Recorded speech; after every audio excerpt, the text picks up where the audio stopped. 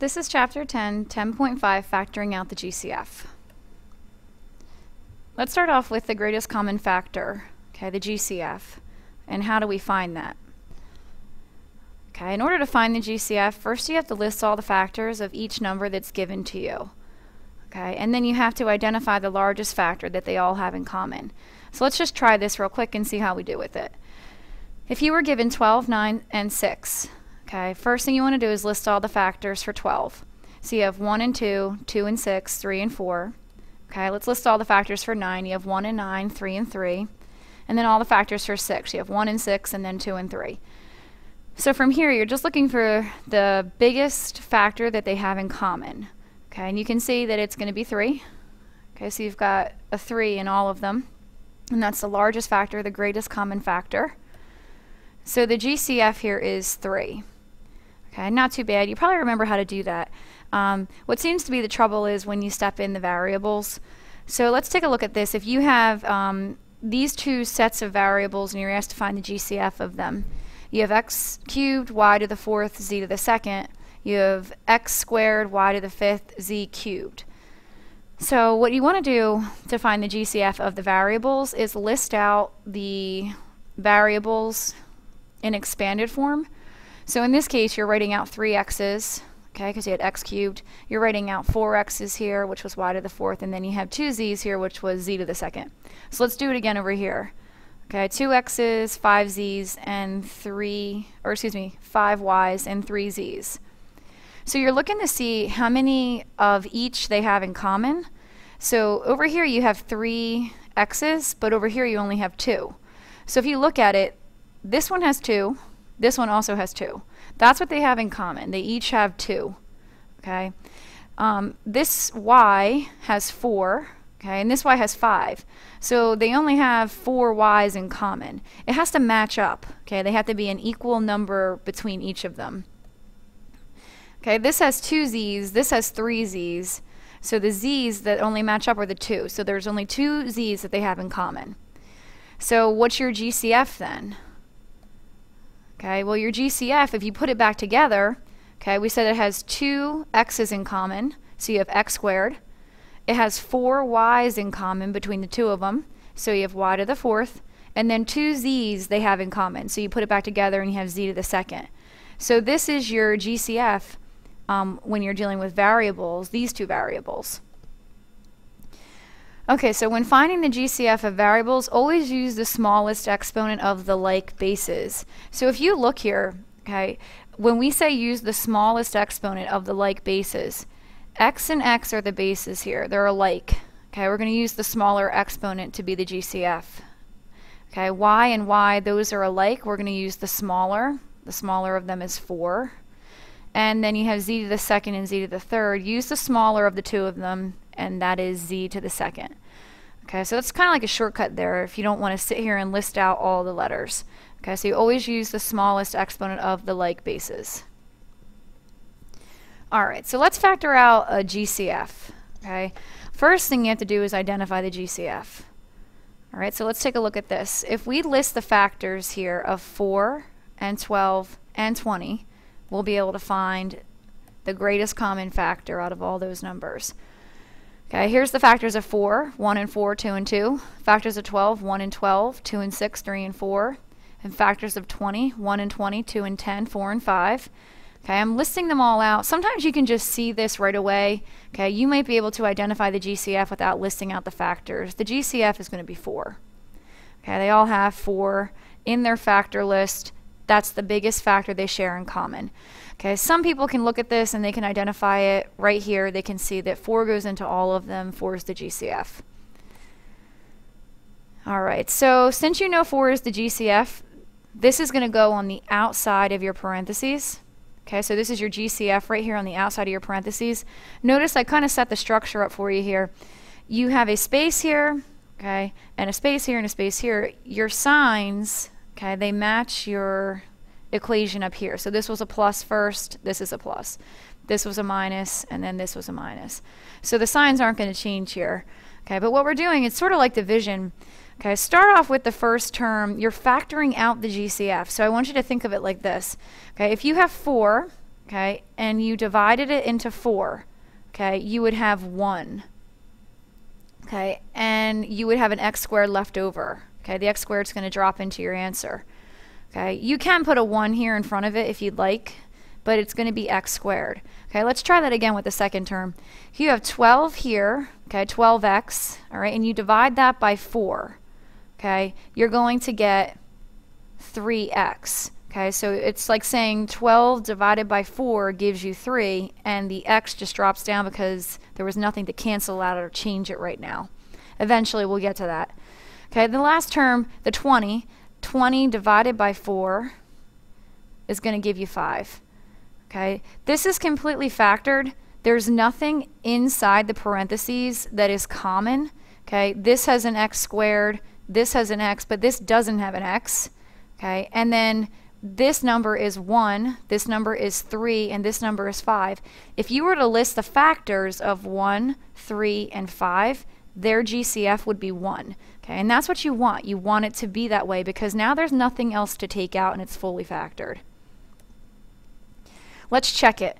Okay, you can check this very simply by distributing the 4 back into the trinomial, and it should take you right back to the regular answer that, or excuse me, the regular problem that was given to you. So this is what we're looking for. This should be the problem we have after we distribute. So if you have 4 times x squared, you're going to get the 4x squared back. Okay, if you do 4 times 3x, you're going to get 12x, and if you do 4 times -5, you're going to get -20. And it went right back to the way it started. So that's your goal. Okay, you want to check it, and it gets a star. Okay. All right, so you're going to do some more problems here. We're going to head on over to a worksheet in here. Okay, and what we're going to be doing is identifying the GCF. Okay, and then we're going to be factoring it out of the equation, or excuse me, the expression. So if you look at these 3 terms here, you're asking yourself, what is the greatest common factor that they have? Okay, well, they all don't have an x, so we're not even going to deal with that right now. Okay, but this is a 2, this is a 10, and this is a 30 here. So the GCF, okay, I can see this right away, the GCF is going to be 2. Okay, now if you're struggling with this and you don't see the GCF, feel free to list the factors out. Okay, but I'm going to open up my parentheses here, I'm going to put my minus sign in, and I'm going to put my plus sign in, and I'm going to close my parentheses. Okay, now I'm going to start the division process. 2 divided by 2 is going to give me 1, and the x squared is going to drop in. Okay, I wrote the 1 here. You don't have to write that 1 if you don't want to. 10 divided by 2 is going to give me 5, and the x is going to drop into the answer. 30 divided by 2 is going to give me 15. Okay, this is fully factored. Okay, once again, if I wanted to check it, I could quick distribute this 2 right back into it. 2 times 1x squared is 2x squared. 2 times -5x gives me -10x. 2 times 15 gives me +30. So I went right back to the where I started. All right, so let's try it again over here now. You have x cubed minus x squared plus x. So the GCF is going to be, let's see, we have an x cubed, we have a squared x, and then we have an x to the first. Remember what we said, when you have variables and you're finding the GCF, use the smallest exponent. So we're going to have x is our GCF. Okay, open up your parentheses, you're going to fill in your signs here. Remember, the signs aren't changing. All right, and then you're dividing. Okay, so now you have to know the rule that when you divide like bases, you subtract the exponents. Okay, think of it like this. If there's 3 x's here and you take an x away from it, how many x's are left? There's 2 x's left, x squared. If there's 2 x's here and you take 1 away, there's 1 x left. Now this is where it gets confusing. Okay, if you have an x here and an x here, they're going to cancel out. A lot of kids would say, okay, this equals 0. It's not 0. Okay, it's going to be 1. Okay, and the reason why it's going to be 1 is because if you went back through and you distributed, okay, you want that last term to be x. Okay, so if we have x times x squared, that's x to the third. X times x is going to give me, well, excuse me, x times -x is going to give me -x squared. And then x times 1, that gives you back the x. Had you put a 0 in here, you would have a 0 at the end, and then you can say to yourself, all right, well, it doesn't match, so something's wrong here. But x times 1 gives you back x. Okay, so this checks out. All right, let's scroll down here just a little bit. try some more problems. Okay, see if we can get these to be a little bit more complicated here. Maybe the numbers are bigger. All right, yeah, so look at this. You have a 7x squared, you have a negative 14x, and a positive 35. The GCF here, okay, is going to be, I can see it right away. Like I said before, if you can't see it, feel free to list out those factors. Okay, it's going to be 7. Okay, I'm going to put my signs in here, and then I'm going to start the division process. Okay, 7 divided by 7 is going to give me 1. The x squared is going to drop in here. Once again, you don't have to write that 1. 14 divided by 7 gives me 2. The x drops in. And then 35 divided by 7, that gives me 5. Okay, I can distribute this, and I'm going to go right back to the regular problem. All right, look at this problem here. The GCF, okay, it's going to include a number, maybe, maybe not. It's going to include a variable. Yeah, it definitely is. Okay, so let's just tackle the numbers first here. If you have a 2, a negative 1, and a 5, the greatest common factor they all have is 1. Okay, and we know that we don't have to write the 1, so we're going to forget about that. But we're going to look at the x's. I'm going to take the smallest exponent. So it's x to the first. I'm going to use that as my GCF. Okay, I'm going to open up my parentheses, put my signs in, and I'm going to start dividing. Okay, the 2, there's nothing to work with over here. This is really a 1 here, and then 2 divided by 1 would just give you back 2. Okay, so we're going to drop that 2 over here. X to the third, if I take 1x away from that, I'm going to have x to the second. Okay, x to the second, take an x away, I'm going to just have x. 5, once again, there's nothing to do with the 5. It would be 5 divided by 1, which gives you back 5.